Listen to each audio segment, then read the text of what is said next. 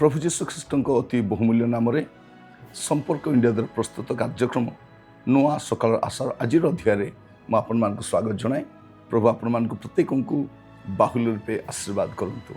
आज आम जो नुआ अध्याय में पहुँचुचे से अध्याय प्रसंग होछि खराब समय आसुछि। खराब समय आसुछि। प्रिय भाई भणी मैंने आग को आपण जेते दिन रहिबे जगत रे आपण भल समय देखिबे ना। भल समय प्राय समाप्त है। परिवेश समस्या देखिए, समाज समस्या देखिए, सरकार ठारे समस्या देखिए, जातीयाण गंदगोल अनेक प्रकार समस्या को आपण सामना करेंगे। आप देखु जगतर परिस्थिति कि प्रकार विपरीत आड़क जीव। तेणु आज प्रसंग होछि खराब समय आसुछि। मस्त खोलतु आपण माने दानिएल भविष्यवक्ता पुस्तक तार 12 पर्व प्रथम पद मु पढ़ुछि। लिखा जाउछि से समय रे तुम लोकों संतानगणर साहाय्यकारी मिखाएल महान अधिपति ठिया हेबे। मनुष्य गोष्ठीर स्थिति काल ठारू से समय पर्यंत जो प्रकार संकट काल केबे होई नाही एपरि संकट काल उपस्थित होबो। आ तुम गोष्ठी जे प्रत्येकर नाम पुस्तक लिखित होई अछि से माने प्रत्येक से समय रे उद्धार पाइबे। एटा हम देखु जे दानिएल भविष्यवक्ता द्वारा प्रभु किछि कहिबा पई चाहुछथि। से कौन कहते देखु जे मनुष्य गोष्ठीर स्थिति काल ठारू से समय पर्यंत जो प्रकार संकट काल केबे होई नाही एपरि संकट काल उपस्थित हो। मानव समाज भावी बसी आग को भल समय आसीबो। विज्ञान प्रजुक्ति विद्या साधन उपकरण आमान को अनेक आशीर्वाद भरीदेव बोली भावुछु। एठा लिखा जाए जे आगामी समय रे और ए प्रकार समय आसुछि जो समय परिकल्पना मनुष्य करी नहीं। गोटे खराब समय आसुछि। खराब समय आसुछि। लोक मान स्थिति खराब होगा जाउछि। आर्थिक स्थिति, आत्मिक स्थिति, स्वास्थ्यगत अवस्था समस्त बिगड़वा जाउछि। आपण देखिबे दिनक दिन प्रतिकूल परिस्थिति बढ़ी चलिबो। आपण हठात आपण खबर कागज रे संवाद पत्र देखा समय आपण न्यूज से मत देखिए, टीवी चैनल गुड़ाक आसब। इवेन अनेक लोक मैंने कहबार आरंभ करेंगे जे खराब समय आसुछि। कारण बाइबल कथा कही भविष्य विषय कौन घटब दानिएल भविष्यवक्ता द्वारा प्रभु कहवाई चाहती ए प्रकार का समय आसब जो समय परिकल्पना आम के करना। बाइबल कौन कहे आपण मानक कहवाई चाहे। नुआ सकाल आशा सब बेले आपण मानकु गोटे संभावनार वार्ता दिए। और खराब परिस्थिति आम कि प्रकार सचेतन रहिबा से विषय में बाइबल आमको जागृत कराए। आपन जो देखिए प्रथम पितर 4 पर्व तार 7 पद लिखा जाए मात्र समस्त विषयर अंतिम काल सन्निकट अतएव सुबुद्धि हो पुणी प्रार्थना करने सचेतन था। लिखा जाउछि मात्र समस्त विषयर अंतिम काल सन्निकट। आम जो समय बसवास करुछु सब विषयर खराब समय आड़ को जाऊँ। अंतिम काल में जहाँ उत्तम विषय देखिलु जगत रे किंतु या परवर्ती समय गुड़ाक आप देखिए एत भल समय नथिबो।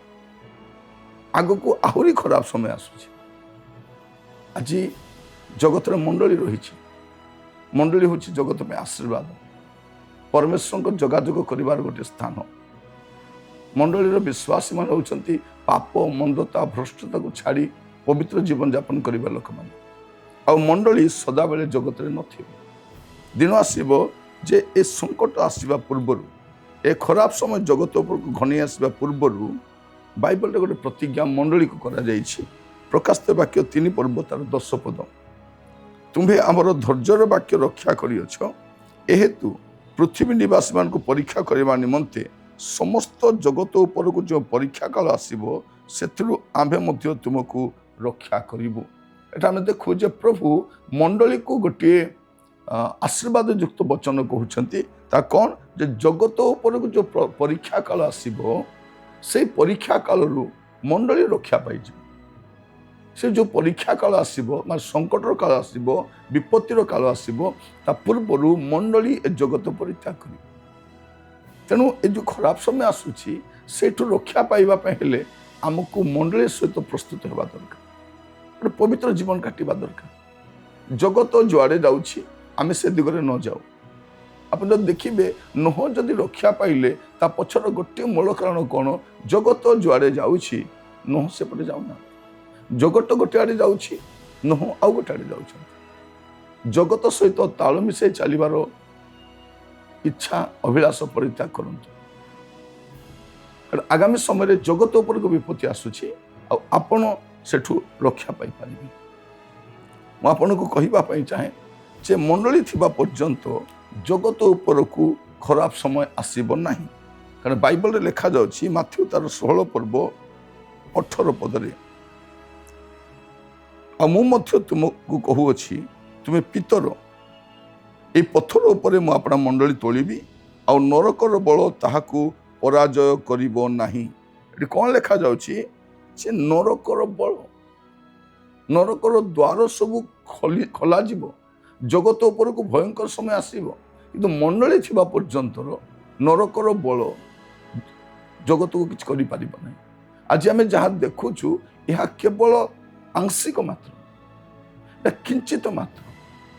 आगामी समय बहुत खराब समय आसूची जो दिन मंडली ए जगत परित्याग करिबो ता परवर्ती समय परिकल्पना केही करिना। बाइबल से कथा हमको सचेतन कर। प्रिय भाई भौणी माने आज समय आसीछि आम जीवन को समीक्षा करिबा पई तर्जमा करिबा पई एवं पापरु फेरिबा पई। कारण अंधकार राजत्व भंड ख्रीष्टर राजत्व शैतान राजत्व जगत को आसी पारु नै काहेकि तार मूल कारण लिखा जाउछि यदि आम देखा 2 थेसलोनिके 2 पर्व तार 7 पद। कारण अधर्म निगूढ़ तत्व वर्तमान सुधा कार्य करुअछि बाधा दौथुवा व्यक्ति दूरीकृत न हेबा पर्यंत ता कार्य करुथिबो। अधर्मर निगूढ़ तत्व कार्य करुछि जगत रे पाप मंदता कार्य करुछि किंतु बाधा दौथुवा व्यक्ति न जीवा पर्यंत से संपूर्ण भाव में जगत को अपनार बसीभूत करि पारिबो नाही। तेणु से बाधा दौथुवा व्यक्ति होछि मंडली। मंडली गोटे गृह नुहे मंडली गोटे व्यक्ति। ए व्यक्ति शैतान को बाधा दौछि आ नरकर बल मंडली को पराजय करि पारिबो। तेणु खराब समय जगत को आसीबो केतेबेले जतले मंडली ए स्थान चली जी। तेणु एई खराब समय आसीबा पूर्व आपण जको सचेतन करंतु जेपरि मंडली प्रभु जीशु ख्रीष्टंकर आगमन समय मेघमाला को नीत होगा समय आपण मध्य ता सहित मेघमाला को नीत हो पारे नचेत ये खराब समय आपन को कहीं रक्षा करि पारिबे नहीं। प्रभु आपण मान के बुझिबा साहाय्य करंतु। आसंतु प्रार्थना करिबा। अनुग्रहकारी पिता परमेश्वर में आपन को धन्यवाद दउछु आज वाक्य द्वारा आपण मान सहित कथा होइछंती। प्रभु जो खराब समय आसुछि सेठू रक्षा पाइबा पाई अपना जीवन को सजाड़िबा पाई अपना गतिविधि को समीक्षा करने अपना मान को जो सुंदर अवकाश देथिबार धन्यवाद दी। प्रभु आज नुआ सकाल आशार यह संवाद में अपना मान सहित स्पष्ट भाव में कथा होइछंती। प्रभु आम जीवन को समीक्षा करने को देइछंती। प्रभु जदि यीशुंकर आगमन समय आम मेघमाला को जाई न पारू ए जगत को आसुथिबा भयंकर परिस्थिति को आम को सम्मुखीन होगा पड़ो। प्रत्येक को दया कर प्रभु गोटे जाग्रत सचेतन जीवन काटिबा अनुग्रह कर। प्रभु आपण दास भाव में प्रत्येक को आपण बलवंत स्तोत्र रखुची। जगत उपर जो विपत्ति आसीबो प्रभु जो संकटर काल आसीबो जा एबे पर्यंत केबे आसी नाही बा होई नाही सेठू रक्षा पाइबा पई प्रत्येक को सहाय्य कर। प्रार्थना शुणिथिबारु आपण को अशेष धन्यवाद दे प्रार्थनाटी मोर प्राणर प्रिय यीशु नाम रे मागिली आमेन। प्रभु आपण मान को प्रत्येक को बाहुल्य आशीर्वाद करंतु। प्रभु अनुग्रह कले आसंता खाली नुआ अध्याय जड़ित होगा। विदाय दियंतु। नमस्कार।